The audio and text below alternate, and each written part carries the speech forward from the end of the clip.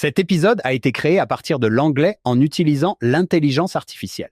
Bienvenue à la deuxième partie de l'émission du Dr. Rob Eaton, Doctrine et Alliance, section 3 à 5. Je lisais cela comme un événement unique et extraordinaire. Mais 8 mois plus tard, lorsque Martin se rend à Harmony et qu'il a une demande encore plus audacieuse, il dit maintenant « J'aimerais voir les plaques ».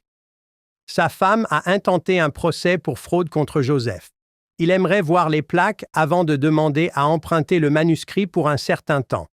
Ainsi, dans la section 5, verset 21, il s'agit apparemment d'un processus en cours pour Joseph Smith, qu'il n'a pas encore achevé 8 mois plus tard. De même, Martin a fait des progrès et on lui dit qu'il peut être l'un des 3 témoins s'il se repent. Donc les versets 11 à 13 et 18, John, pourriez-vous lire ces 4-là? Donc les versets 11 à 13 et je lirai le verset 18 dans la section 5 maintenant. 11 à 13? Oui. En plus de votre témoignage, le témoignage de 3 de mes serviteurs que j'appellerai et que j'ordonnerai à qui je montrerai ces choses, et ils iront de l'avant avec mes paroles qui auront été données par votre intermédiaire. Ils sauront avec certitude que ces choses sont vraies, car je les leur annoncerai du haut du ciel. Je leur donnerai le pouvoir de voir et d'apprécier ces choses telles qu'elles sont.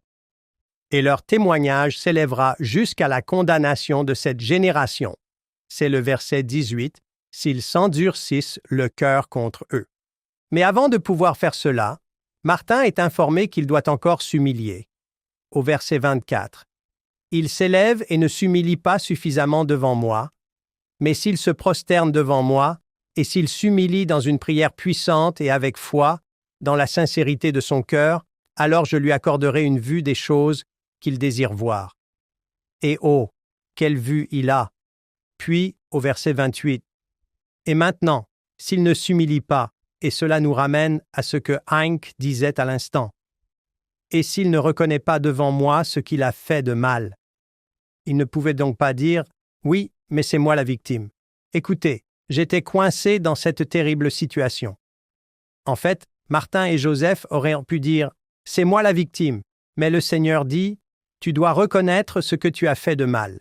Vous vous étiez engagés à faire quelque chose, vous avez rompu cette alliance. » Et il poursuit au verset 28 « S'il s'engage avec moi à garder mes commandements et à avoir foi en moi, je lui dis qu'il n'aura pas de telle vue. » Pendant que vous parlez, je repense à cette scène du film Témoin.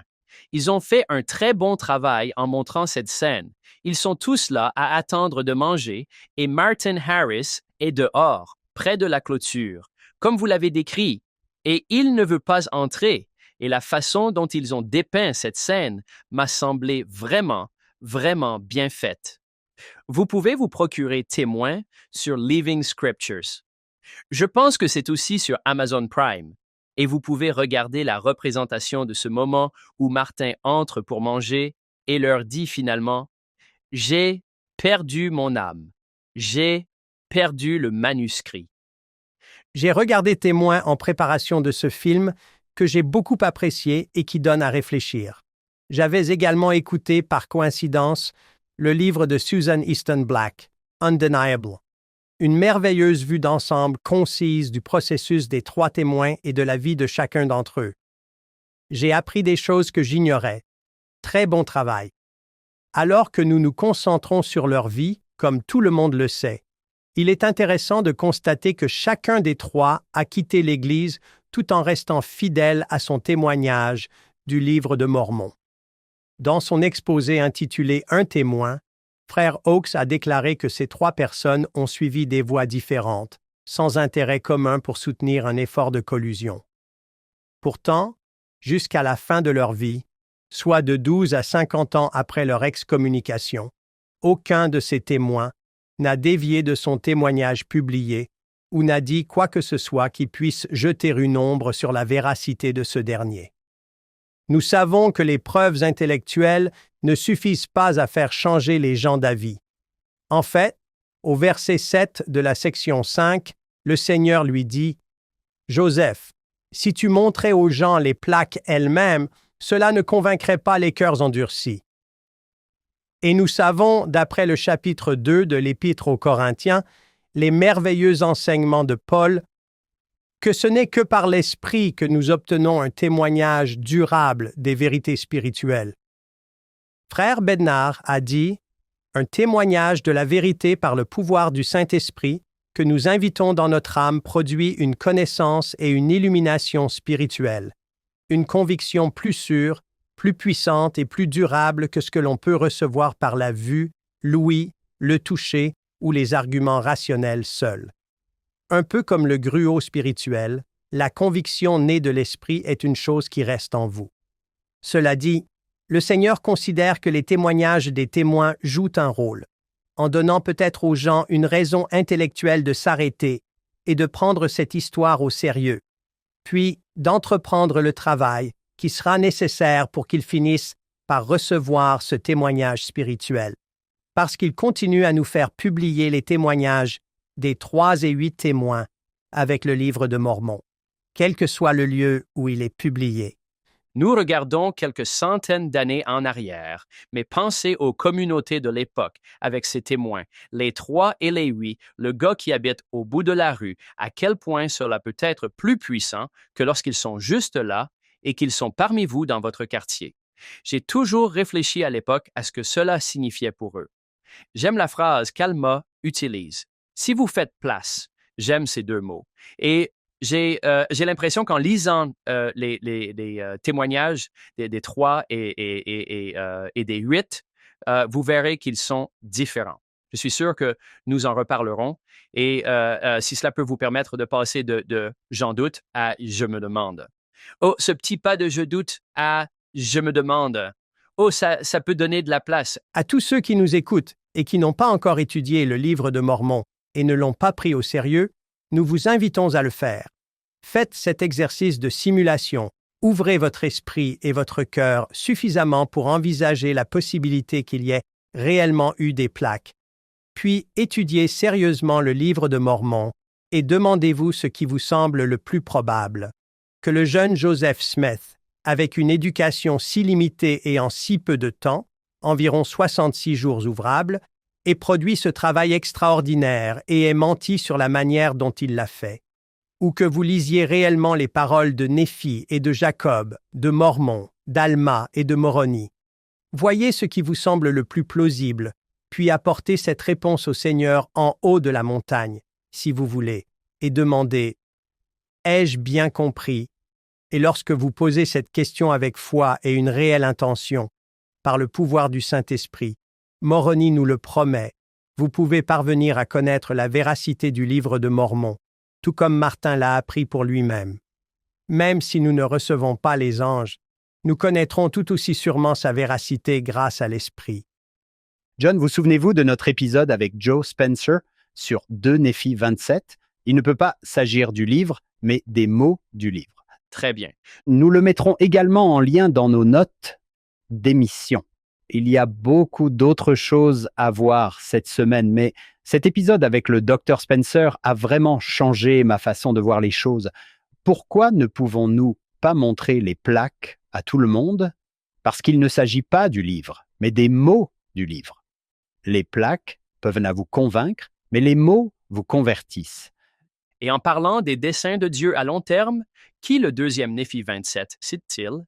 Isaïe, qui a vu un livre qui était scellé et qui serait prononcé sur les toits. John, vous avez déjà parlé du reste de l'histoire de la vie de Martin Harris, mais permettez-moi de la parcourir rapidement. Joseph et lui répondent bien aux reproches assez sévères du Seigneur, ce qui permet à Martin d'avoir le privilège, 3 mois plus tard, de devenir l'un des 3 témoins. Et encore une fois, j'adore la façon dont cela est dépeint dans le film Témoin. En août 1829, il hypothèque sa ferme, qu'il devra vendre plus tard pour financer la publication du livre de Mormon. En juin 1830, sa femme et lui se séparent pour ne jamais se retrouver. Si Martin craint de perdre sa femme, il s'avère que cette crainte est justifiée. Il fait un sacrifice extraordinaire pour être fidèle à ce que Dieu lui a demandé de faire ici, au prix de son mariage. En 1835, lui et 2 autres témoins sélectionnent et ordonnent les hommes qui deviendront plus tard le quorum des 12 apôtres, mais en 1837, il se brouille avec Joseph à propos de l'échec de la Kirtland Safety Society et il est excommunié. Il passe ensuite des Shakers au Strangit, puis à l'Église du Christ, et devient gardien du temple de Kirtland pendant des années. C'est une autre raison pour laquelle nous devrions lui être redevables. Enfin, après de multiples invitations en 1870, il rejoint à nouveau les saints en Utah, est à nouveau baptisé, meurt en 1875, et comme les 2 autres témoins, ses dernières paroles sont littéralement son témoignage du livre de Mormon. C'est comme s'ils pensaient que leur salut dépendait de leur capacité à être des témoins courageux. Frère Cook a suggéré que la nôtre l'est peut-être aussi, non pas en ce qui concerne le livre de Mormon, mais en ce qui concerne le fait d'être des témoins du Christ.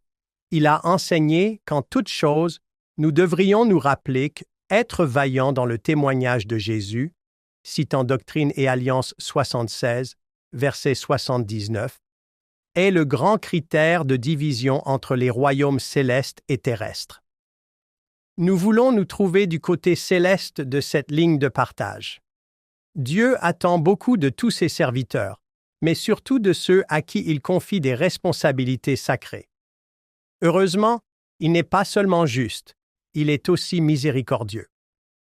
Ainsi, lorsque nous péchons, si nous nous repentons et recevons la correction divine, il nous bénit en nous donnant une 2e et une 3e chance, et même de plus grandes opportunités. Et le Sauveur nous invite tous, nous qui le suivons, à être témoins comme Joseph, à être témoins du Christ, de son sacrifice expiatoire, de ses enseignements, du Père céleste, de son plan et de sa miséricorde, du rétablissement et des prophètes vivants.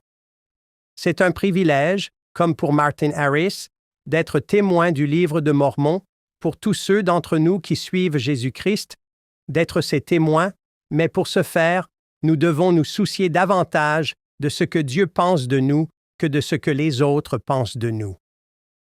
Rob, une chose que je trouve intéressante à la fin de la section 5, c'est que le Seigneur dit au verset 34, « Oui, nous allons nous arrêter ici pendant un certain temps.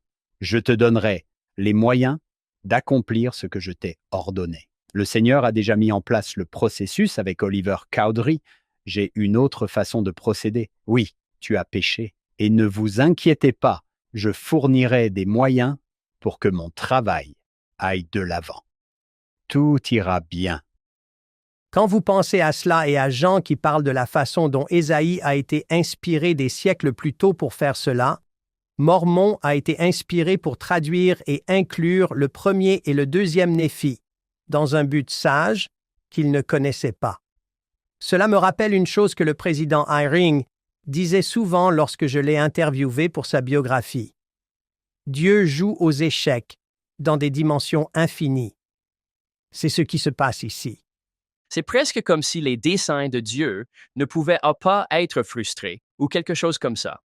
En parlant d'Oliver Cowdery, il est intéressant de connaître son histoire et de savoir comment il s'est retrouvé à Harmony, en Pennsylvanie, littéralement à la porte du prophète. Joseph Smith père, qui est un personnage intéressant de l'histoire de l'Église, a un curriculum vitae très différent de celui des membres actuels de la première présidence et du Quorum des 12. Il n'était pas un chirurgien cardiaque de classe mondiale, ni un juriste, ni un chef de file universitaire. Il avait du mal à joindre les 2 bouts en tant que fermier, et pourtant je l'aime comme une sorte de substitut pour nous tous dans l'Église, alors qu'il reçoit la révélation qui devient la section 4. Il se demande quel est son rôle dans ce qui est en train de se dérouler. En février 1828, il parcourt plus de 120 miles pour se rendre à Harmony afin de voir son fils et d'obtenir la direction du Seigneur. À l'époque, sa femme et lui ont un pensionnaire chez eux qui les harcèle de questions sur Joseph et les plaques, et franchement, cela ne s'est pas bien passé lorsqu'ils ont parlé publiquement de ces choses dans le passé, et il est compréhensible qu'ils soient réticents. Ils ne leur ont pas donné beaucoup d'informations. Mais après avoir reçu la révélation que nous connaissons aujourd'hui sous le nom de section 4, Joseph Smith P. rentre chez lui et s'ouvre. Et apparemment, lui et Lucy s'ouvrent et témoignent si efficacement que ce jeune frontalier reçoit lui-même un témoignage spirituel si fort qu'il le pousse à faire ce voyage de plus de 120 miles jusqu'à Harmony, en Pennsylvanie. C'est ainsi qu'Oliver Cowdery se retrouve à la porte de Joseph. Joseph Smith P. redevient alors l'un des premiers membres missionnaires de cette dispensation, et c'est l'un des principaux points que je veux souligner avec cette section. Bien qu'elle soit merveilleuse pour les missionnaires à plein temps, elle est excellente pour nous tous qui partageons l'Évangile. Franchement, c'est une charte pour tous ceux d'entre nous qui veulent servir le royaume de Dieu. Comme vous l'avez dit, ce n'était pas une section missionnaire à l'origine. Il n'y a pas d'église, il n'y a pas de service missionnaire. Oui, il n'y avait pas d'appel, et encore moins de badge. L'Église n'est pas encore organisée. Je pense donc qu'il s'agit d'un exemple doux, mais important, de la façon dont nous tirons mieux parti de ce texte, de cette révélation, lorsque nous en comprenons l'histoire. Il ne s'agit pas seulement d'un texte destiné aux missionnaires du MTC, bien qu'il soit certainement pertinent pour eux. Robert, pouvons-nous aller verset par verset? C'est ce que nous allons faire. John, voulez-vous commencer par lire le premier verset? Absolument. Voici qu'une œuvre merveilleuse est sur le point d'être accomplie parmi les enfants des hommes. Le président Nelson a enseigné qu'il n'y a rien qui se passe sur cette terre en ce moment qui soit plus important que cela, en se référant au rassemblement d'Israël des deux côtés du voile. Il n'y a rien de plus important, absolument rien. Ma femme et moi aimons servir en tant que responsables de mission, mais c'est épuisant. Quelques jours après notre retour, quelqu'un nous a demandé « Est-ce que ça vous manque? » Et j'ai pensé « Avez-vous couru un marathon? » 5 minutes, 10 minutes après, vous n'avez pas envie de courir à nouveau le marathon, même si vous êtes si heureux de l'avoir fait.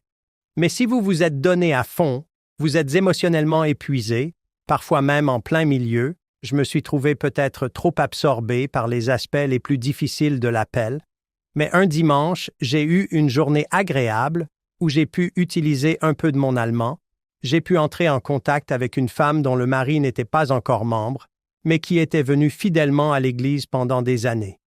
D'ailleurs, nous avons assisté au baptême de cette femme 7 ans après ce dimanche.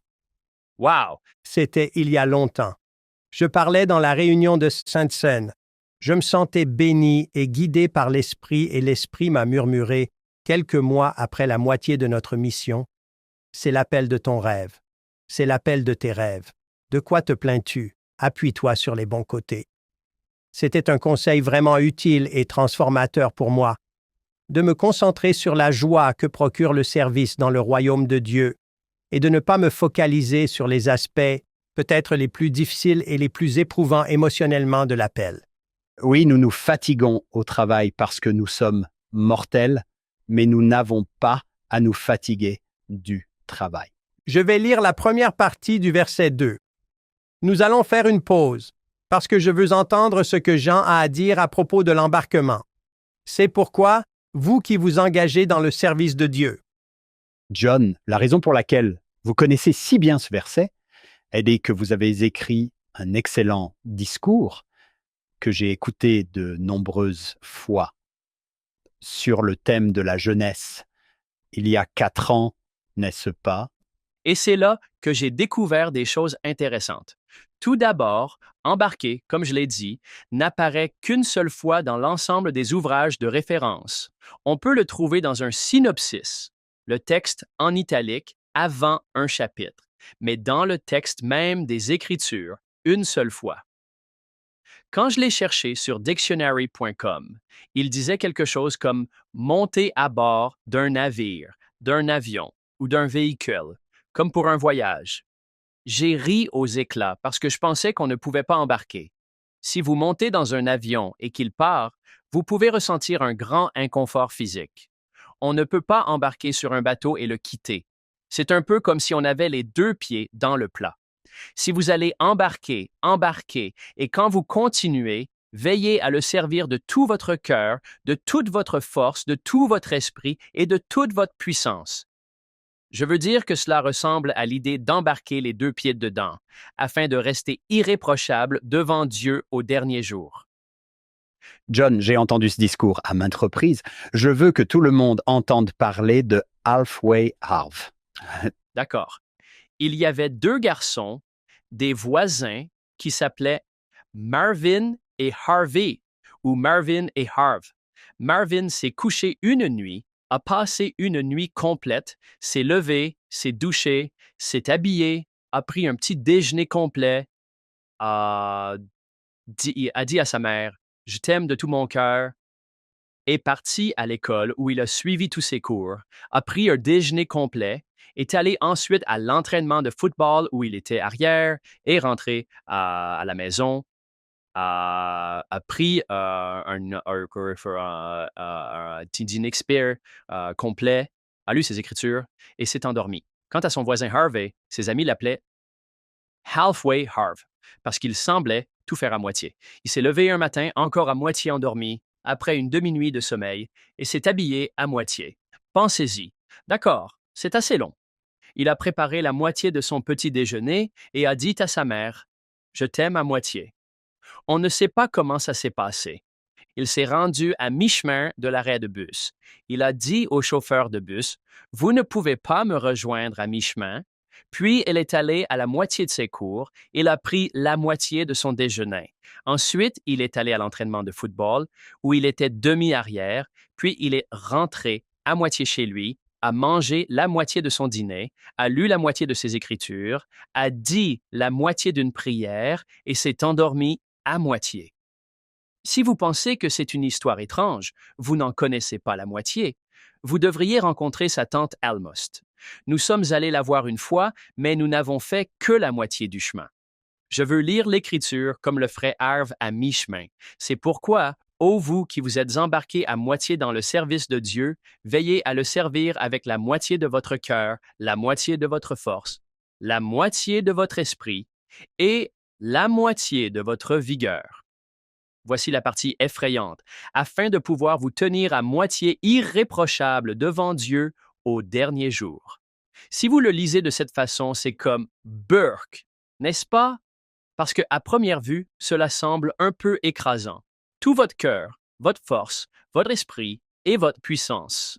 Mais quand vous le lisez, cette partie à mi-chemin, vous pouvez vous dire, oui, je ne veux pas faire ça non plus. Nous ne voulons pas être Harv à mi-chemin, alors nous voulons nous embarquer. John, votre histoire de demi-arrière et d'arrière me rappelle le football de la 7e année. Je suis un petit gars. J'étais le plus petit de l'équipe de football de la 7e année. Nous n'avions pas assez d'élèves de 7e année, alors nous avons joué avec les élèves de 8e année. À cette époque de la vie où les gens grandissent, les élèves de 4e sont plus grands, et le plus grand d'entre eux est Eugene Tufts. Nous avons fait cet exercice. Nous nous sommes alignés en file indienne et nous nous sommes mis à l'équerre avec le chef de chaque ligne, à environ 3 mètres l'un de l'autre. Ils n'ont même pas désigné une ligne pour l'attaque et une autre pour la défense. Ils disaient simplement « Prêt, partez ». Vous vous mettiez en position. Ils donnaient un coup de sifflet et vous couriez les uns contre les autres. Mais c'est ce que nous avons fait. On s'alignait pour courir l'un contre l'autre. Dans la file d'attente, je n'ai qu'une idée en tête. Tout le monde sauf Eugene Tufts, s'il vous plaît, pas Eugene Tufts. C'était le plus grand et le plus fort des élèves de 4e. J'arrive, et bien sûr, c'est Eugène. Je commence alors à réfléchir dans mon esprit de collégien et je me dis, peut-être que si je cours à mi-vitesse, ça ne fera pas aussi mal. Je ne comprends pas les lois de la physique, mais j'ai eu mal à la fois au moment de l'impact avec Eugène, puis après avoir traversé l'air, à l'impact sur mon derrière lorsque j'ai touché le sol. Et puis, pour remuer le couteau dans la plaie, l'entraîneur arrive, se tient au-dessus de moi, me crie dessus et me fait faire un tour de piste. Je me dis, Eugène m'a fait du mal, crie-lui dessus. Pourquoi tu me cries dessus? Mais il me criait dessus non pas parce que je n'étais pas assez grand ou assez fort, mais parce que je n'étais pas assez courageux, parce que je m'étais enfoncé à moitié. En fait, j'ai appris un principe étrange, et je n'en connais pas la physique, mais au moins en défense, non, même en attaque. Quand on initie le contact, ça fait moins mal. Quand je me donnais à fond comme joueur de football, c'était plus agréable, et il en allait de même pour nos missionnaires à plein temps. Certains, pas beaucoup dans notre mission, et cela n'a pas duré très longtemps, ils ont changé rapidement, mais certains semblaient avoir pour objectif de faire le moins de travail possible sans avoir d'ennui, et leurs missions ont fini par être plus douloureuses pour eux pendant cette période, qu'une fois qu'ils se sont embarqués et se sont lancés à fond et ont dit « Je vais servir Dieu avec tout ce que j'ai ». La joie et les bénédictions sont bien plus grandes. En fait, si je faisais un graphique des bénédictions et des efforts, vous seriez tenté de penser qu'il s'agit d'une ligne droite, que si vous êtes obéissant à 75%, vous obtiendrez 75% des bénédictions. Ce n'est pas une doctrine, c'est juste mon avis et ma propre expérience, mais je pense que le graphique est incurvé et qu'un nombre disproportionné de bénédictions de Dieu surviennent lorsque nous nous approchons de l'extrémité du spectre, non pas lorsque nous sommes parfaits, mais lorsque nous nous donnons à fond, lorsque nous nous efforçons de le servir de tout notre cœur, de tout notre pouvoir, de tout notre esprit et de toute notre force. Il y a un nombre démesuré de bénédictions qui viennent à nous une fois que nous faisons vraiment cela. Je sais que cela ne s'applique pas seulement aux missionnaires à plein temps, mais c'est ce à quoi je pense parce que je me souviens qu'il semble que ceux qui ont pu mettre les deux pieds dans le champ de la mission, c'était en fait plus facile quand ils rentraient chez eux de dire « Qu'est-ce qu'on fait ensuite ?» que si vous n'étiez qu'à mi-chemin. Et si vous écoutez et que vous vous dites « Je suis à mi-chemin », vous êtes toujours choisi, mettez l'autre pied dedans, soyez un arrière. Encore une fois, Joseph Smith Père reçoit ce conseil et pas d'appel. J'adore les appels. C'est une caractéristique particulièrement puissante de l'Église de Jésus-Christ des Saints des derniers jours. Ils nous permettent de nous concentrer et nous poussent à nous dépasser, à faire le bien et à devenir bons d'une manière que nous n'aurions pas eue autrement. Je n'aurais jamais participé volontairement à un camp de vacances avec des jeunes de 12 et 13 ans si je n'avais pas été appelé à le faire. Et je n'aurais jamais développé une partie de la patience que j'espère avoir développée en cours de route, ni l'amour que j'ai eu pour ces jeunes hommes. L'un des dangers culturels des appels dans l'Église est peut-être que nous devenions trop dépendants d'eux pour notre croissance spirituelle et que notre croissance spirituelle suive notre appel. Ainsi, s'il s'agit d'un appel qui sollicite l'âme et qui prend du temps, nous nous développons. Mais lorsque nous sommes libérés, nous nous retirons en quelque sorte et ne faisons plus grand-chose. Le Sauveur demande à ses disciples de s'engager avec anxiété dans une bonne cause, même s'ils n'ont pas de mission officielle. Mon père a enseigné le journalisme pendant sa carrière au Green River Community College et, pendant l'été, il travaillait parfois comme journaliste et, au moins une fois, comme journaliste indépendant. Cela signifie qu'il n'était pas rémunéré. Il devait trouver des articles par lui-même au lieu de se contenter de faire ce que le rédacteur en chef lui demandait de faire, puis il vendait ses articles à un journal. Ma femme et moi avons discuté de la transition entre le haut niveau d'étayage des missionnaires à temps plein et le très faible niveau d'étayage des églises, et j'en suis très reconnaissant à ces jeunes hommes et jeunes femmes lorsqu'ils rentrent chez eux. Mais nous avons parlé du fait qu'ils devaient continuer à faire de la cause du Christ leur cause et trouver des moyens de s'y engager, qu'ils aient ou non un appel qui les oblige à le faire. Alors, quand nous sommes rentrés à la maison, nous nous sommes concentrés sur le travail en freelance pour Dieu et nous nous sommes efforcés de prier chaque jour pour avoir des occasions d'être des instruments dans les mains du Seigneur, quel que soit l'appel que nous avions. Pendant une période où je n'avais pas d'appel et où j'ai servi en tant qu'enseignant à l'école du dimanche, conseiller du Collège des diacres, président de Pieux, puis sans appel, conseiller et président du Collège des anciens, le nombre d'occasions que j'ai eues de servir Dieu a été d'une constance remarquable. Même lorsque j'ai reçu certains des appels les plus chronophages, certains des moments les plus spirituellement gratifiants de ma semaine sont venus de choses qui n'avaient rien à voir avec l'appel, alors que je m'efforçais de me lancer dans le service de Dieu avec toute mon âme. Il y a une femme dans notre paroisse qui est un si bon disciple qu'elle ne veut pas que j'utilise son nom. Elle a plus de 70 ans. Son mari est dans les derniers stades de la maladie de Parkinson. Il est dans un fauteuil roulant. Il ne peut pas dire grand-chose. Elle le pousse à marcher dans son fauteuil roulant, qu'il neige, qu'il pleuve ou qu'il fasse soleil. Samedi dernier, c'était une marche de 4 miles. Elle m'a montré la carte alors que nous marchions ensemble jusqu'à l'église. Elle le sert de manière remarquable. Elle n'a pas d'appel et lorsqu'elle parcourt le quartier, elle fait aussi une autre promenade seule. Elle s'arrête et parle, et je jure qu'elle connaît, aime et se soucie de plus de personnes dans la paroisse que n'importe qui d'autre que l'évêque et peut-être même plus que lui. Elle connaît tout le monde. C'est une amoureuse de la jeunesse. Tout le monde l'aime, et elle continue à faire le bien. Lors de l'avant-dernière visite, elle m'a demandé de lui montrer. Elle avait des difficultés à obtenir une recommandation. Je me concentre donc sur la technologie, l'aidant à soumettre sa recommandation pour les missionnaires, et je lui demande finalement « Attendez, quoi? Tu as une recommandation pour les missionnaires? Comment ça se fait? » Et elle me dit « Oh oui, nous avons cette aide à domicile qui vient et nous habillons Richard le samedi pour la session du samedi de la conférence générale. Nous l'habillons avec une chemise blanche et une cravate, et elle demandait pourquoi nous l'habillons, alors je le lui ai dit.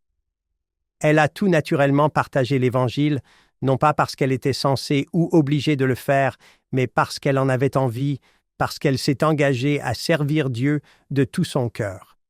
Je pense honnêtement qu'elle fait autant de bien que n'importe qui dans les limites de notre paroisse, et qu'elle le fait même si aucun appel ne l'y oblige. Elle a les 2 pieds dedans. Les 2 pieds à l'intérieur, c'est sûr. Eh bien, passons au verset 3. John, pourriez-vous le lire pour nous? Si donc vous avez le désir de servir Dieu, vous êtes appelés à l'œuvre. Dans l'économie de Dieu, les motivations comptent beaucoup. Pourquoi pensez-vous qu'il en soit ainsi? Pourquoi est-il important pour Dieu que vous serviez une mission aussi longtemps que vous le faites, que vous vous présentiez au projet de service de la paroisse aussi longtemps que vous le faites, que vous exerciez votre ministère aussi longtemps que vous le faites? Pourquoi pensez-vous que Dieu se soucie tant de ce qui nous motive? Parce qu'il parle ici d'avoir le désir de servir, et au verset 5, il parle de le faire avec un œil fixé sur la gloire de Dieu. On a dit que ce n'était pas seulement ce que nous faisions, mais aussi pourquoi nous faisions ce que nous faisions. Il y a des motivations qui ne sont pas très bonnes par peur de la punition, pour être vus des hommes, des choses comme ci, ou des choses comme ça. Et puis, je suppose que c'est le fait d'arriver à ce motif au verset 5, d'avoir un œil fixé sur la gloire de Dieu, qui est probablement une sorte de processus. Cette phrase décrit à peu près le parcours de presque tous les missionnaires qui ont servi dans notre mission en tant que responsables de mission. Nous les avons accueillis, nous avons été reconnaissants, mais ils sont passés par toute la gamme des raisons pour lesquelles nous servons, dont le président Oaks a parlé dans son tout premier discours en tant que membre du quorum des 12 apôtres. Il a dit dans ce discours « Servir de tout notre cœur et de tout notre esprit est un grand défi pour nous tous. Ce service doit être exempt d'ambition égoïste. Il doit être motivé uniquement par l'amour pur du Christ. » Puis il a ajouté « Peut-être qu'aucun d'entre nous ne sert dans toutes les fonctions, tout le temps, pour une seule et unique raison. Comme nous sommes des êtres imparfaits, la plupart d'entre nous servent probablement pour une combinaison de raisons, et les combinaisons peuvent être différentes de temps en temps, au fur et à mesure que nous grandissons spirituellement. Mais nous devrions tous nous efforcer de servir pour les raisons qui sont les plus élevées et les meilleures. Imaginez, je suis un frère qui exerce un ministère, mais je ne ferai rien tant que mes motivations ne seront pas pures. Vous pourriez stagner. Il vaut mieux y aller, même si vos motivations ne sont pas parfaites, que de ne pas y aller du tout, n'est-ce pas? N'est-ce pas, hein, n'est-ce pas? Oui, c'est vrai pour moi, c'est vrai pour mes missionnaires. Vous vous levez et vous servez, même si vos raisons sont imparfaites, mais vous vous efforcez ensuite de progresser et d'avoir des motivations pures. Hank, j'ai été très impressionné par ce que vous avez dit lors de notre conversation avant de commencer. vous nous avez rappelé les besoins très réels des auditeurs. Je pense que pour chacun d'entre nous, mais surtout pour ceux qui s'engagent à plein temps au service du Seigneur, ou qui ont la chance d'être des enseignants professionnels de la religion dans l'Église, il peut y avoir une tentation de faire en sorte que tout tourne autour de nous. Je me souviens d'avoir entendu un collègue professeur d'institut dire « Je suis irrité lorsque j'entends les étudiants mentionner mon nom dans la prière de clôture parce que je ne veux pas qu'ils se souviennent de moi, je veux qu'ils se souviennent du message. » Cela m'a piqué au vif car je me suis dit « J'aime bien ça. C'est ce que mon homme naturel désire. C'est ce que désire mon homme naturel. » Mais quand j'ai interviewé le président Eyring, il a fait cela. Je ne me souviens pas si nous avons publié cette histoire dans le livre ou non. Je crois que oui. Je pense qu'il était alors conseiller dans la première présidence, peut-être pas encore. Le président Hinckley est là. Quoi qu'il en soit, il y a un exemplaire d'un livre du président Eyring, et le président Hinckley le prend, le frappe et dit « Vintage Hal Eyring, Vintage Hal Eyring ». Je rentre chez moi et j'écris dans mon journal que le président Hinckley a dit que c'était du Rob Eaton Vintage. Je suis ravi de ce compliment. Le président Eyring est troublé par ce compliment et en parle avec moi pendant 10 ou 15 minutes en essayant de trouver les mots pour décrire pourquoi il en est frustré, mais c'est parce qu'il ne voulait pas que quelqu'un reparte en se souvenant de lui. Il voulait que les gens repartent en se souvenant de ce qu'il avait enseigné. Je lui ai demandé un jour, « Je crois que j'ai compris. Vous préférez que quelqu'un dise « C'était une excellente conférence. Je ne me souviens plus qui l'a dit. » plutôt que de dire « Vous avez fait un excellent exposé, mais je ne me souviens plus de ce que vous avez dit. » Il a acquiescé et a ajouté « Ce qui est encore mieux, c'est qu'il fasse quelque chose à la suite de mon exposé et qu'il ne se souvienne pas que c'est moi qui l'ai dit. » Pour tous ceux d'entre nous qui s'engagent dans le service à plein temps, il s'agit d'un processus et non d'un événement, mais d'un effort pour progresser dans ce spectre de motivation, afin que nous servions finalement par amour de Dieu et pour sa gloire, et non pour la nôtre. Si vous êtes un jeune missionnaire, vous avez été en compétition pour entrer à l'université, pour entrer dans une spécialité, ou plus tard dans la vie, pour entrer dans une école supérieure, la vie est compétitive. Et même plus tard dans la vie, vous êtes en compétition pour les honneurs des hommes, vous êtes en compétition pour les augmentations, pour les promotions. Dieu nous demande d'opérer un énorme changement de paradigme en mettant de côté l'élaboration de CV et en nous concentrant sur l'édification du royaume et l'édification d'autres personnes lorsque nous nous engageons à son service. Je parie que vous avez tous les deux été confrontés à ce problème. Vos étudiants viennent vous voir en tant que missionnaire de retour et vous disent « J'ai l'impression que c'est tellement égoïste. Je travaille sur mes cours, mon diplôme et ma spécialité, et je me sens tellement égoïste en ce moment. » Et je ne sais pas, il y a un peu de « Eh bien, il faut aiguiser la scie. » Vous voulez devenir un instrument dans les mains du Seigneur et cette éducation, c'est entrer pour apprendre, aller de l'avant pour servir ce genre de choses. Comment répondez-vous à cela? J'ai l'habitude de dire la même chose que vous, c'est-à-dire, écoutez, vous essayez simplement de devenir un meilleur instrument. Et oui, il faut accorder l'instrument, il faut le fabriquer. Je leur dis aussi que si je pouvais revenir à mes années d'université, je me soucierais un peu moins d'entrer dans la meilleure école de droit et un peu plus de servir dans l'instant, de prier pour avoir l'occasion d'être un instrument dans les mains du Seigneur. Nous avions un colocataire, Brad Tahara, un homme merveilleux. D'une manière ou d'une autre, il a trouvé le temps, au cours de l'été, du printemps ou de l'été, lorsqu'ils organisaient les Jeux olympiques spéciaux à Provo, d'accueillir un jeune homme qui était venu vivre avec nous. Nous l'avons invité à dîner, c'était génial. Mais je me souviens avoir pensé, comment Brad a-t-il pu trouver le temps de faire ça? Je pense que si, même à cette période de la vie, les étudiants reconnaissent que la préparation d'une carrière et l'apprentissage le plus poussé possible font partie de ce que Dieu veut qu'ils fassent. Il ne leur demande pas de mettre le service aux autres sur une étagère. Et s'ils se penchent plutôt une mission de service à d'autres personnes qui pourraient avoir de grands besoins à ce moment-là, ils établiront un grand modèle pour leur vie. En fait, nous devrons tous trouver un équilibre tout au long de notre vie entre ces besoins concurrents et les décisions à prendre. Mais lorsque notre objectif principal est la cause du Christ, nous abordons la vie différemment que si notre objectif principal est de gagner toutes les louanges du monde que nous pouvons. Truman J. Madsen a raconté une histoire du président Hinckley que j'adore.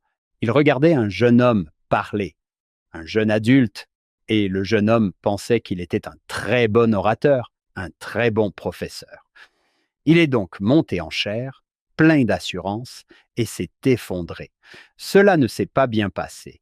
Il est redescendu de la chaire vraiment humilié, et apparemment le président Hinckley lui a dit « Eh bien, si vous étiez monté comme vous êtes descendu, vous seriez descendu comme vous êtes monté. » Rob, vous avez mentionné ce dont nous avons déjà parlé. C'est vraiment le résultat d'une longue collaboration avec des enseignants incroyables et d'une réflexion sur les leçons que j'ai enseignées ou les conférences que j'ai données. Et je me suis dit, pourquoi cela a-t-il fonctionné? Puis j'en ai donné une autre en me disant, pourquoi ça n'a pas marché? Et j'en suis venu à la conclusion que souvent, très souvent, ma leçon est meilleure lorsque je cherche à bénir et non à impressionner. Si c'est là mon objectif, comment puis-je bénir ces personnes et non les impressionner? Et quand j'oublie de le faire et que je me dis que je vais impressionner des gens, je finis par ne plus impressionner ni bénir. Je pense que c'est vrai en partie parce que les gens peuvent lire en nous. Nous sommes des instruments moins efficaces dans les mains de Dieu si les gens ont l'impression que nous faisons cela pour nous et non pour eux. Le président Nelson a dit « Les missionnaires les plus efficaces agissent toujours par amour. L'amour est la vie d'un bon travail missionnaire. » Je suis sûr que c'est vrai pour les anciens, les sœurs, les instituteurs et les professeurs d'école du dimanche. Lorsque nous servons par amour, nous faisons les choses différemment. Le langage d'amour de ma femme est de faire des choses, pas seulement des affirmations verbales. Ainsi, pour la fête des mères et son anniversaire, nous organisons une journée de projet le samedi le plus proche. Le mois dernier, le jour de son anniversaire, nous avons aidé à nettoyer l'église. Nous avons arraché toutes les plantes de notre petit jardin. Et ce que j'ai découvert, c'est que le fait de faire ces choses parce que j'en ai envie, pas parce que je dois le faire, par amour pour ma femme, transforme mon service et le rend plus agréable, plus efficace. Qu'il s'agisse de nettoyer l'Église, d'exercer un ministère, de partager l'Évangile ou d'aller au temple, lorsque nous faisons des choses pour le Sauveur par amour pour lui, notre service s'en trouve transformé et cela ne prend pas plus de temps. J'ai adoré l'exposé de l'évêque L. Todd Budge lors de la conférence d'octobre 2024. Il a dit « Permettez-moi de suggérer que ce dont nous avons besoin, ce n'est pas nécessairement de plus de temps, mais d'une plus grande conscience de Dieu et d'une plus grande attention à son égard pendant les moments que nous lui réservons déjà. Voici l'une de ces occasions. Nous devons être des instruments dans les mains du Seigneur. J'étais de retour à Rexburg pour une séance d'entraînement matinale avec mon copain, mon cher ami Todd Hammond. Nous descendons la colline et nous voyons un étudiant de l'université BYU Idaho avec des bagages complets qui descendent la colline et nous nous regardons. Todd a un pick-up et nous nous arrêtons pour proposer à l'étudiant de l'emmener. Il rentre au Mexique et se dirige en fait vers un arrêt de bus Greyhound situé à 1 kilomètre de là. Il est donc reconnaissant qu'on lui jette ses bagages. Nous commençons à lui parler, nous lui demandons son âge et ses projets. Nous sentons qu'une mission à plein temps, n'est peut-être pas dans ses projets. Je lui dis alors, « Vous savez quoi? Il se trouve que mon ami a été président de mission. Peut-il vous faire un petit exposé sur la façon dont votre vie serait bénie si vous serviez une mission à plein temps? » Todd a donc fait un excellent exposé. Puis j'ai ajouté, « Voici une autre raison de servir. Faites-en une carte de remerciement à Jésus. » Pensez à ce que Jésus-Christ a fait pour vous, et l'une des meilleures façons de lui montrer votre gratitude est d'aller partager son évangile. Je ne sais pas s'il va faire une mission à plein temps ou non, mais il nous a dit au moins qu'il y pensait beaucoup plus qu'avant de monter dans notre camion. C'était une occasion simple mais merveilleuse que le Seigneur nous a donnée, sans rapport avec les appels que l'un ou l'autre d'entre nous avait à l'époque. Et je relie cela à la notion que lorsque nous faisons des choses pour le Sauveur, cela nous change. Et votre motivation était d'aider ce jeune homme. Et votre motivation était d'aider ce jeune homme, pas d'avoir un autre missionnaire sur le terrain. Waouh, regardez ce que j'ai fait. C'était, écoute, je veux vraiment que tu sois heureux et que tu aies une vie bénie. Voici la meilleure façon d'y parvenir. Et en parlant de cela, cela vous bénira et la notion qu'il est acceptable de commencer avec des motifs moindres s'ils nous font avancer. Lorsque j'étais un jeune prêtre dans un quorum de 3 prêtres, une sœur de la paroisse qui avait un fils atteint d'une grave paralysie cérébrale, qui se déplaçait en fauteuil roulant, et qui était une mère célibataire et avait d'autres enfants en famille d'accueil, a développé des problèmes de dos qui l'empêchaient de l'emmener seule dans la baignoire. Elle avait donc demandé à l'évêque d'envoyer 2 prêtres tous les samedis soirs pour l'aider à mettre Samy dans la baignoire. Nous sommes arrivés le premier soir, des garçons de 17 ans, sans formation clinique, et nous avons dû déshabiller Samy. Je pense qu'il prenait un bain 1 fois par semaine. Il est donc là, sans aucun vêtement. Nous essayons de l'amener dans la baignoire en le touchant le moins possible. Cela sort de notre zone de confort. On le met dans la baignoire. On lui dit « Hé, on a mis Samy dans la baignoire. » Et elle dit « Oui, allez-y, donnez-lui un bain. Je prépare le dîner. » Et on s'est dit « Lui donner un bain? Quoi? » Alors on l'a fait. Et pour être honnête, on l'a fait par devoir parce que mon père, l'évêque, nous l'a demandé. On savait qu'on devait le faire. Et je suis sûr que cela ne s'est pas produit sur un pivot aussi soudain que je m'en souviens. Mais une fois que nous y sommes allés, et que je lui donnai un bain, sa main s'est enfoncée dans l'eau avec force, et de l'eau m'a éclaboussé le visage. Je le regarde et il rit. Je lui dis « Samy, tu viens de m'éclabousser ?» Et il rit. Nous en avons appris davantage sur son état de santé. Nous avons appris que son intelligence n'était pas affectée, mais que ses muscles l'étaient. Il nous demandait de lire. Il ne connaissait pas la citation. Nous la connaissions. Il voulait le chapitre où Jésus guérit les gens dans le livre de Mormon. Alors nous lui avons lu le 3e Néphi 17 plusieurs fois. Nous avons appris à le voir différemment. Je pense que nous l'avons vu un peu plus comme Dieu le voit. Des années plus tard, lorsque j'ai quitté Washington et que je suis retourné rendre visite à Samy dans un foyer, ce n'était pas parce que j'étais censé le faire, mais parce que je le voulais. J'avais appris à l'aimer. Mes motivations avaient changé au fil du temps, et cela a fait toute la différence. Mon service m'avait transformé. C'est merveilleux, Rob. Eh bien, passons au verset 4. John, pouvez-vous encore nous faire l'honneur de votre présence? Absolument. Car voici que le champ est blanc, déjà prêt pour la moisson. Et voici que celui qui enfonce sa faucille avec force, celui-là même met en réserve de quoi ne pas périr, mais apporter le salut à son âme. Permettez-moi de dire ceci à propos de ce verset. Dans l'ensemble, il est tout à fait vrai que l'Église a connu une croissance astronomique, mais tous les missionnaires, à chaque saison de leur mission, ne connaîtront pas le succès qu'ils souhaiteraient en termes de baptême.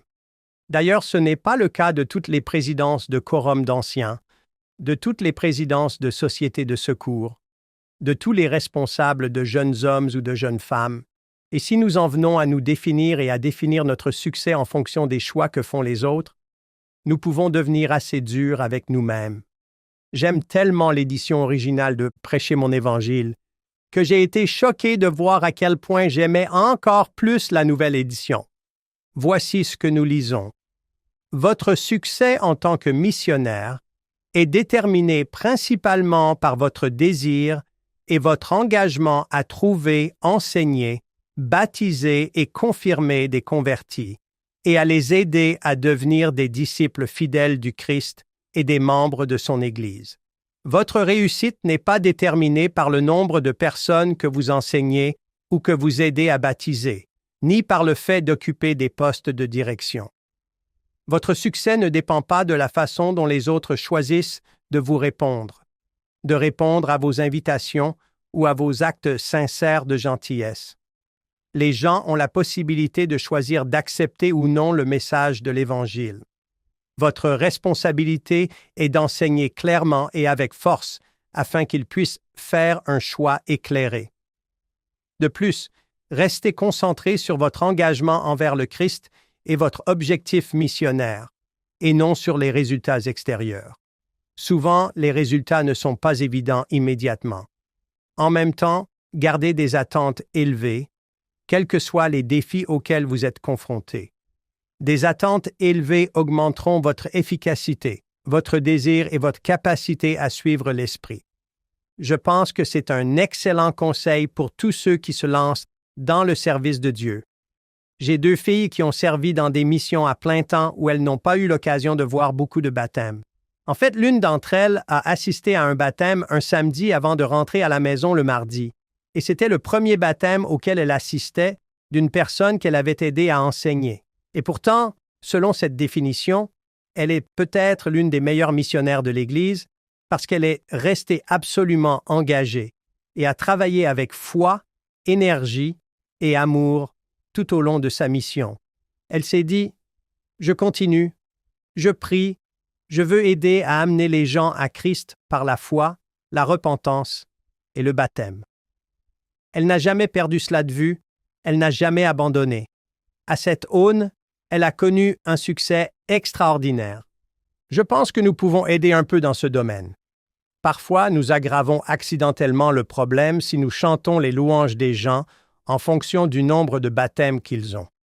Supposons que l'enfant numéro 1 aille dans un endroit où beaucoup de gens se font baptiser et que vous vous en réjouissiez, peut-être même que vous vous en vantiez auprès des autres, puis que l'enfant numéro 2 ou 3 aille ailleurs et qu'il vous ait entendu définir le succès de cette manière, il commence alors à penser « Peut-être que c'est moi le problème et que je n'ai pas réussi comme cet aîné. » Le président Eyring a encouragé les responsables de mission à faire attention à la manière dont ils font l'éloge des missionnaires. Je pense que nous pouvons tous faire attention à la manière dont nous louons le succès dans la construction du royaume de Dieu. C'est très bien. John, je sais que c'est important pour vous de fixer des objectifs en fonction de votre agence. Hank, dois-je me fixer comme objectif que mon équipe de football universitaire préférée gagne des matchs? Ai-je quelque chose à voir avec le résultat de cet objectif? De la même manière, j'aime ce qu'a dit le président Oaks. L'objectif d'un missionnaire doit être basé sur ce qu'il va faire ou ce qu'elle va faire, et non sur ce que les autres vont faire. Et c'est exactement ce que vous nous avez lu, Rob. Je viens de réaliser cette section des doctrines et alliances, tôt dans le manteau prophétique de Joseph Smith. 7 versets, mais toute une vie d'études. Combien de temps vous faudrait-il pour étudier chaque mot? Combien de temps pourriez-vous étudier la foi, l'espérance, la charité, la vertu, la tempérance, la patience? Qu'est-ce que cela vous apprend sur toutes ces sections des doctrines et alliances que nous allons étudier? Qu'est-ce que cela vous apprend sur Joseph Smith? Qu'est-ce que cela vous apprend sur le Seigneur? Si quelqu'un se dit « Je me demande si Joseph Smith est un prophète », il s'agit d'une petite section des doctrines et alliances sur combien de chapitres du livre de Mormon, de section des doctrines et alliances de la perle de Grand Prix. Pour moi, le fait que je puisse prendre la section 4 des doctrines et alliances et y passer des heures, des semaines, des mois, me dit que cela ne vient pas de l'homme. Je ne sais pas s'il vous est arrivé de réécouter une chanson ou un film de votre enfance que vous trouviez génial, ou de le regarder à nouveau et de vous dire « Ça n'a pas tenu la route, mais les Beatles tiennent bien la route avec le temps. » Je vous le dis, la 4e section du livre de Mormon, ces choses-là résistent extraordinairement bien. Encore une fois, si vous pensez que Joseph Smith est un imposteur, vous pensez qu'il est un génie parce que ce livre est si riche en sages conseils divins. Je crois que c'est Hugh Nibley qui a dit « Ces choses vous épuiseront bien avant que vous ne les épuisiez. » D'ailleurs, vous remarquerez que les versets 5 et 6 parlent beaucoup plus de qui nous sommes et de la raison pour laquelle nous servons que des tactiques que nous devrions utiliser. Et il y a un rôle pour les tactiques, mais cette section est aussi très réconfortante pour cet agriculteur sans grand succès, Joseph Smith père, qui n'a reçu aucune des formations formelles que les personnes appelées au ministère reçoivent généralement, et qui n'a aucun des accomplissements séculiers sur lesquels il pourrait être tenté de s'appuyer. Au contraire, Dieu le prend tel qu'il est, l'aide à devenir ce qu'il a besoin de devenir, et lui demande de se concentrer pour devenir cet instrument puissant entre ses mains, en développant ses attributs du Christ. Pas des tactiques, pas des stratégies, des attributs. Et comme vous l'avez dit, Rob, il y a une place pour la stratégie. Vous pensez à Amon qui se dit « D'accord, comment puis-je m'y prendre au mieux ?» Mais la stratégie ne va pas fonctionner si les attributs ne sont pas là. Hank, j'ai dans ma marge, je ne sais pas si cela date d'il y a 4 ans, mais voici cette liste au verset 5. La foi, l'espérance, la charité, l'amour, l'œil fixé sur la gloire de Dieu le qualifient pour l'œuvre. Et j'ai noté dans ma marge, pas de compte en banque. Joseph Smith père n'en avait pas. Ça date d'il y a 4 ans? Je ne sais pas, je suis en train de l'écrire. C'est parce que j'ai écouté le podcast et que je me souviens que vous avez dit que vous aviez écrit cela dans votre marge. Au fait, John, j'adore la façon dont vous modélisez l'apprentissage tout au long de la vie. Cela se rapporte à la connaissance au verset 6, mais vous êtes déjà si bien informés et sages, mais tous les deux, votre volonté d'apprendre de vos invités montre comment nous devrions tous devenir des apprenants tout au long de notre vie. Non. Eh bien, c'est ce que nous préférons. Pour en revenir à la question de savoir pourquoi nous servons et qui nous devenons, Prêcher mon évangile dit, tout aussi important que ce que vous faites, c'est qui vous êtes et qui vous devenez. Je me souviens d'un couple qui s'est fait baptiser alors que nous étions responsables de mission et qui disait, à propos des merveilleuses sœurs qui les avaient enseignées, que lorsqu'elles s'approchaient de leur maison et parlaient avec eux, ils disaient, « Nous voulons un peu de ce jus de Dieu. Quoi qu'ils boivent, nous le voulons. » C'est ce qu'ils étaient, qui a attiré l'attention de ces personnes, et non leur connaissance des choses. Même si nous voulons nous efforcer de développer ces compétences, il est important que, dans tous nos efforts pour faire le bien, nous ne perdions pas de vue que nous nous efforçons de devenir bons avec l'aide du Sauveur et de son sacrifice expiatoire. Il s'agit d'un processus qui nous façonne et qui aide les autres. Rob, puis-je vous poser une question? Les jeunes qui partent en mission à plein temps, ces jeunes de 18, 19, 20, 21 ans, comment pouvons-nous, en tant que membres de l'Église, les aider au mieux? Ce sont de bons jeunes fragiles qui font des efforts. Lorsque nous réfléchissons aux motifs qui nous poussent à servir Dieu avec un œil fixé sur sa gloire, il est intéressant de constater que dans le partage de l'Évangile ou d'autres aspects de l'Église, nous pouvons parfois devenir trop zélés dans notre juste zèle. Si nous ne faisons pas attention, nous pouvons devenir plus préoccupés par la réalisation d'objectifs statistiques que nous avons fixés et par la façon dont cela peut impressionner les autres. On peut pardonner à un jeune missionnaire d'avoir travaillé sur sa moyenne au bâton, sa moyenne générale et toutes ces choses chiffrées. Le nombre de baptêmes qu'il obtient peut sembler être la prochaine étape logique dans cette séquence, et Dieu nous demande de changer de vitesse et de servir pour d'autres raisons. Par ailleurs, je pense que la probabilité que les personnes qui rejoignent l'Église y restent augmente lorsque les missionnaires et leurs responsables servent avec des motivations pures, sans essayer d'obtenir des baptêmes pour eux-mêmes. En fait, les missionnaires qui servent avec de bonnes motivations lorsque les gens ne se font pas baptiser, sont préoccupés non pas parce que le missionnaire ne baptise pas, mais parce que les gens ne font pas une alliance qui pourrait les conduire à l'exaltation. Ils sont plus préoccupés par le bien-être des autres que par leur réussite personnelle. Je pense simplement qu'en tant que responsables du royaume, lorsque nous pensons à l'aspect céleste pour nos missionnaires, pour ceux qu'ils servent ou pour tout autre contexte, nous avons tendance à relier les choses au Sauveur. Nous faisons plus pour aider les gens à servir pour de bonnes raisons, et cela donne des résultats plus durables. Nous avions l'habitude de faire un petit exercice avec nos nouveaux missionnaires et leurs formateurs. Nous l'appelions le jeu des règles missionnaires, et nous disions « OK, en 90 secondes, trouvez tous les commandements ou règles auxquels vous pouvez penser et que les missionnaires sont censés respecter. Allez-y. » Ensuite, nous les affichons au tableau, nous les notons et nous disons « Nous sommes d'accord avec toutes ces règles. Nous voulons que vous vous leviez à l'heure, que vous restiez avec votre compagnon et que vous fassiez toutes ces choses, mais nous n'avons pas encore inscrit au tableau les 2 règles les plus importantes de cette mission. Voulez-vous nous accompagner dans la lecture de Matthieu 22, versets 36 à 40? Dans cette mission, les 2 règles les plus importantes sont d'aimer Dieu de tout son cœur, de tout son pouvoir, de tout son esprit et de toute sa force. Et la deuxième est similaire, aimer ses enfants. Et plus tôt vous atteindrez le point où vous servirez pour ces raisons, plus vous serez efficace en tant que missionnaire et plus vous serez heureux. Si tu es venu parce que tu ne voulais pas décevoir ta mère, Dieu te bénisse d'être venu. Nous voulons toujours de toi. Mais demandez à vos formateurs comment ils ont réussi cette transition, car toutes les personnes que nous avons appelées comme formateurs sont ici aujourd'hui parce qu'elles servent par amour pour Dieu.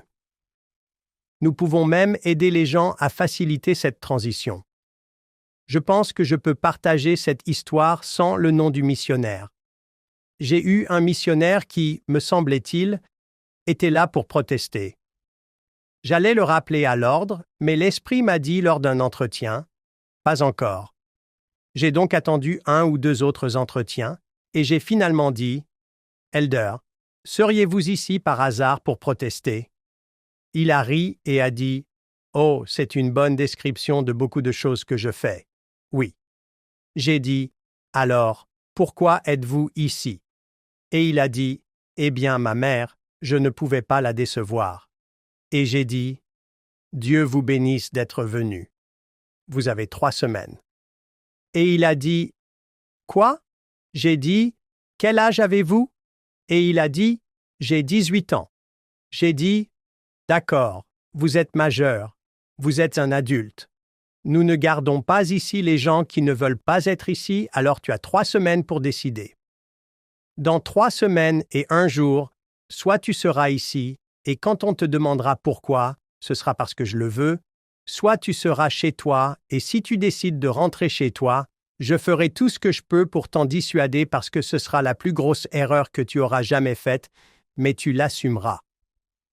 Je ne lui ai pas dit que je n'avais probablement pas le pouvoir de le renvoyer chez lui pour cette raison. Et c'est le seul missionnaire avec lequel j'ai eu cette conversation. Mon but n'était pas seulement de convaincre les missionnaires, de convaincre les gens de se faire baptiser.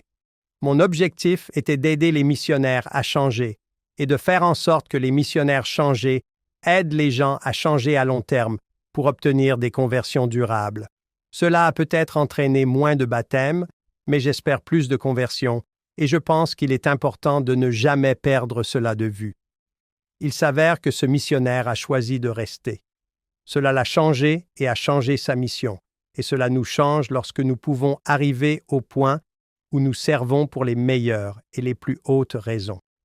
Rob, peu de gens ont l'occasion de servir en tant que responsable de mission, alors je pense qu'il serait amusant de nous laisser entrer dans votre cœur et celui de votre femme en tant que responsable de mission. Est-ce qu'il y a une tentation pour un responsable de mission de tomber dans le piège du « Oh, nous avons besoin de plus de baptêmes, je suis le responsable de la mission, c'est un reflet de moi et de qui je suis ». Est-ce que cette tentation existe? Non, je plaisante. Je ne peux pas parler pour tout le monde, mais pour moi, c'était C'est une tendance naturelle de l'homme à vouloir réussir des choses et une tendance naturelle de l'homme à essayer de réussir avec la mauvaise métrique. Le président Henry B. Eyring m'a enseigné plus d'une fois, choisissez la métrique du Seigneur.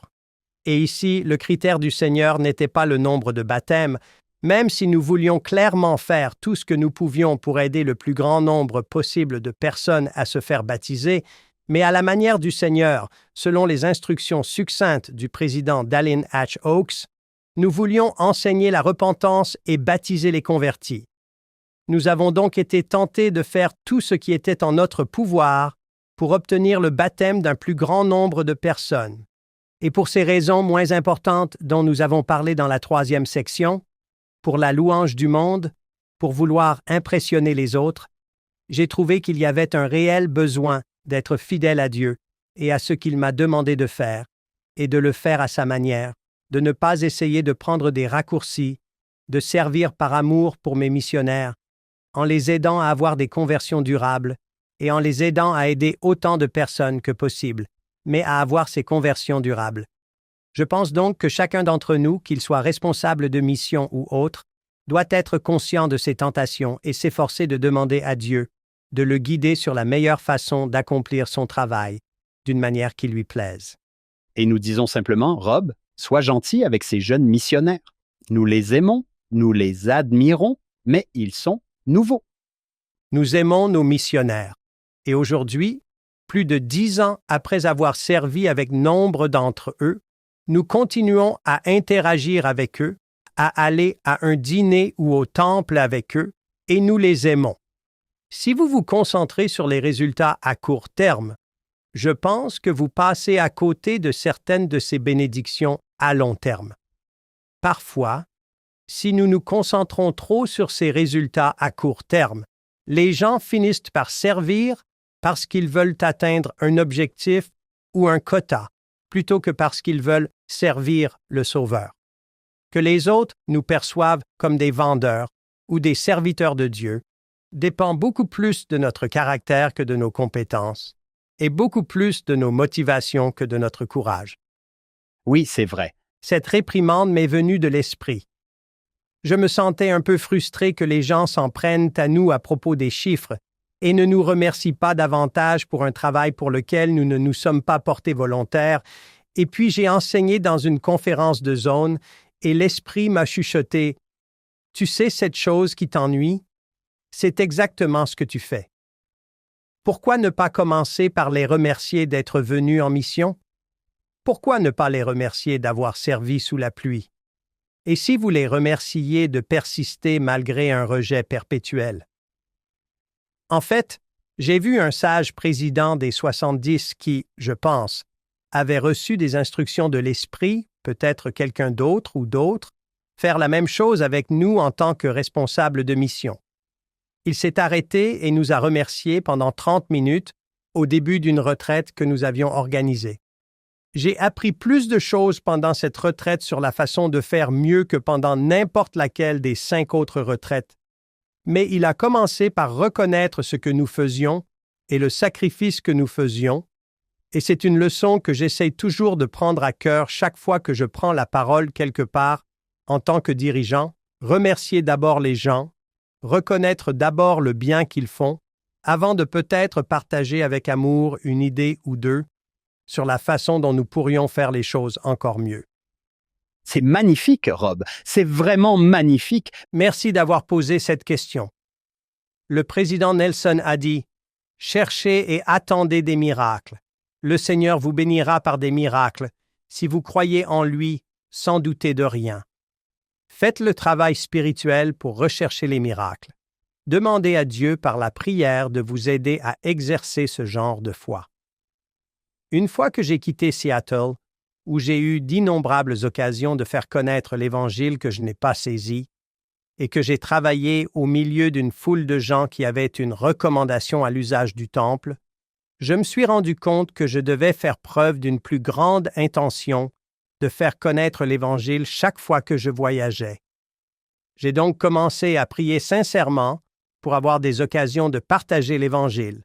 Et comme je l'ai fait, j'ai eu la bénédiction de rencontrer quelqu'un au moins à une étape de chaque voyage, avec qui j'ai eu une conversation extraordinaire sur l'Évangile. Maintenant, je m'y attends. Je cherche et j'attends ce miracle à chaque fois que je voyage. Rob, le contexte que vous nous avez donné. Regardez, c'est avant une église. C'est avant que vous puissiez vraiment venir et être baptisé. Nous l'oublions. Nous pensons que la section 4 concerne le fait de baptiser les gens et de les faire adhérer à l'Église. Il n'y avait pas d'Église. Le Seigneur ne disait pas « Allez baptiser et augmenter le nombre de membres de l'Église », même si c'est important. Il ne s'agit pas de tactique, mais de motifs et d'attributs. Et j'ai remarqué, Hank, que j'ai lu les versets 5 et 6 encore et encore assis ici et que je n'y trouve nulle part lors de la vente. Ce n'est pas une tactique. Un dernier verset que j'aimerais souligner est un verset que j'ai trop souvent négligé et que j'ai appris en préparant ce podcast. Demandez et vous recevrez, frappez et l'on vous ouvrira. Le président Packer dit « Aucun message n'apparaît dans les Écritures plus souvent et de plus de manières que demandez et vous recevrez. » Et pourtant, ironiquement, parce que nous l'entendons si souvent, nous devenons peut-être un peu insensibles à ce message. Je pense qu'il est essentiel de demander lorsque l'on se lance dans le service de Dieu, à la fois en priant pour des choses et en priant à propos de choses, car nous cherchons à accroître notre capacité à recevoir la révélation. Ma femme m'a appris que la spécificité est une caractéristique de la foi lorsque nous prions. Je peux prier « S'il te plaît, bénis ces enfants, quel que soit leur nom dans notre famille. » Et elle prie pour chaque enfant, leur conjoint et leurs enfants, et j'ai appris dans la prière des choses sur ma famille que j'ignorais parce que ma femme le sait et qu'elle prie de manière très spécifique. Une fois, nous nous rendions à une réunion de famille. Elle et les enfants sont partis un jour avant moi. J'étais un jeune avocat très occupé et je n'ai pu venir qu'1 jour plus tard. C'était à l'époque où les smartphones n'existaient pas encore. J'ai atterri à Nashville et je me rendais dans un parc du Kentucky. Il était tard dans la nuit, j'avais des instructions, mais ce n'étaient pas les instructions actuelles de Google Maps. J'ai donc pris l'autoroute, je m'éloignais de Nashville et on m'a dit « Prenez la sortie 33 ». Je ne sais pas combien de kilomètres il y a. Je vois que la prochaine sortie est 99, 100, 101. Alors je fais quelque chose que je fais rarement. Je m'arrête et je regarde une carte. Et en regardant la carte, je me dis « Oh, il y a une frontière d'État. Je vais la franchir. Je vais recommencer. » J'ai donc repris l'autoroute. C'est ce qui s'est passé, j'y suis arrivé. Ma femme me dit « Oh, chérie, je suis si contente que tu aies trouvé. Tu as eu des problèmes ?» Je lui réponds « Chérie, c'est moi. Je sais m'orienter, non ?» Elle m'a répondu « Tous mes frères se sont perdus. » Quand j'ai remarqué le problème dans les indications, j'ai prié pour que, lorsque tu rencontrerais ce problème, tu t'arrêtes, regardes une carte et remarques les frontières de l'État. La spécificité dans la prière est une caractéristique de la foi. Plus nous demandons et plus nous posons de bonnes questions, plus nous obtenons de réponses. En tant que responsable de mission, c'est l'une des choses que j'ai le plus apprises. Je crains d'avoir laissé beaucoup de révélations sur la table dans ma vie, qu'il y ait plus de révélations à recevoir. Demandez et vous recevrez révélation sur révélation, connaissance sur connaissance, nous dit le Seigneur. Et le président Nelson aime ce verset parce qu'il a appris comment recevoir des révélations et veut que nous demandions ce que nous devons faire pour recevoir plus de révélations, en particulier lorsque nous nous lançons dans le service de Dieu. Apprenez à l'entendre. Il y a 2 étapes avant de s'ouvrir à la force du guide de la jeunesse, apprendre à l'entendre, avoir un cœur de « je vais laisser Dieu l'emporter ». Au lieu de dire « bon, quel était mon comportement minimum ici? Qu'est-ce que Dieu permettra? » Au lieu de cela, apprenez à l'écouter, à laisser Dieu l'emporter, et ensuite apprenez les doctrines du discipulat au lieu des minimums de comportement. Vous pouvez dire que j'ai déjà fait ce discours, Hank, mais ne sautez pas ces étapes. Et j'aime que le président Nelson ait mis l'accent sur « apprenez à l'entendre ». Quelle quête de toute une vie! Mais quelle priorité? Est-ce Craig Manning qui a tant parlé de prier avec spécificité? C'est la même chose. Oui, c'est notre leçon dans le troisième Néphi. Il y a deux témoins. Rob, avant de vous laisser partir, vous avez vu beaucoup de choses. Vous avez été chef de mission, vous avez fait des études de droit, vous avez été vice-président d'université, vous êtes professeur. Vous avez fait beaucoup de choses, vous et votre famille, votre femme, vous avez vécu beaucoup de choses, et pourtant, voici cette restauration, ce jeune fermier et sa femme, Joseph Smith, qui vient de commencer. Le livre de Mormon a été écrit dans une ferme, dans deux fermes. Que pensez-vous de cette restauration de ce prophète, compte tenu de toute cette incroyable expérience séculière? Le président Eyring a dit un jour, alors que je l'interviewais, « Si vous réunissiez tous les prophètes qui ont jamais vécu dans une pièce et que Joseph y entrait, il se lèverait. » C'est le Joseph que je connais et que j'aime. Je suis en admiration devant ce qu'il a fait en tant que traducteur, prophète et dirigeant. J'aime Joseph. Il n'a jamais prétendu être parfait et il ne l'était pas. En fait, il a publié ses défauts et les reproches du Seigneur pour nous dans ses sections. L'a canonisé. Et pourtant, il a laissé Dieu prévaloir dans sa vie et le façonner, le changer et nous aider à devenir. Quand je pense à la section 4, j'aime ce qu'elle nous enseigne sur ce que nous pouvons devenir.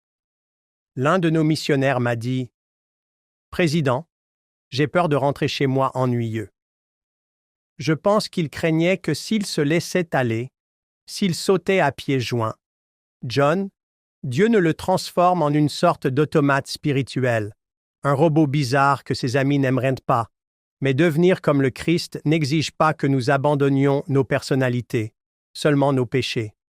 Sir Neil F. Marriott, dans un magnifique discours sur la soumission et le maintien, a dit « Si nous faisons sincèrement appel à Dieu, il nous prend tels que nous sommes et fait de nous, plus que nous ne l'aurions jamais imaginé. » C'est vrai pour Joseph, c'est vrai pour nous.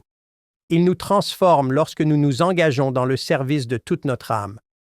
Le président Eyring a dit, et c'est une nouvelle citation dans cette deuxième édition de Prêcher mon Évangile, c'est l'Église du Seigneur. Il nous a appelés et nous a fait confiance, même dans les faiblesses qu'il connaissait.